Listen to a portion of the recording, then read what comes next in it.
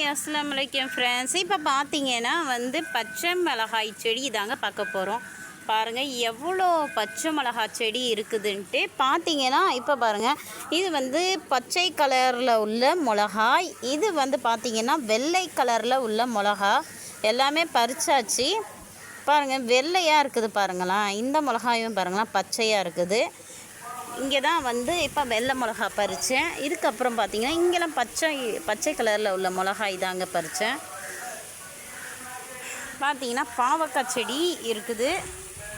இது ஏற்கனவே நான் உங்கள்கிட்ட வீடியோலாம் நான் சொல்லியிருக்கேன். நிறையா பாவக்காய்லாம் காய்ச்சிருக்கு, பாவக்காய் செடிலாம் இருக்குதுன்னு சொல்லியிருக்கேன். பாருங்கள் எந்த அளவுக்கு கொடி எது வரைக்கும் பறந்து போச்சு பாருங்கள். பார்த்தாலே தெரியுது பாருங்கள். இதுதான் எங்களோட தோட்டம். பார்த்திங்கன்னா இது கத்தாழை செடி, கத்தாழை, அப்புறம் பார்த்திங்கன்னா பச்சை மிளகாய், அதுக்கப்புறம் பார்த்திங்கன்னா ரோஜா செடி. பாருங்கள் ரோஜா செடி இப்போ தான் வச்சு துளுத்துட்டு வருது.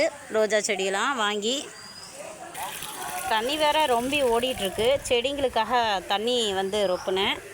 பாருங்கள் தண்ணிலாம் ஓடிட்டுருக்குது. இப்போ நம்ம தண்ணிலாம் செடிக்கு ஊற்றணும், காஞ்சி போய் கிடக்குது.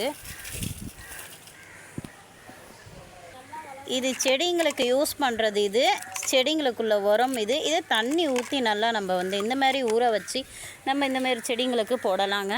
செடிங்களுக்கு போட்டால் நல்லா சூப்பராக ஹெல்த்தியாக இருக்கும் செடியெல்லாம் பார்க்குறதுக்கு.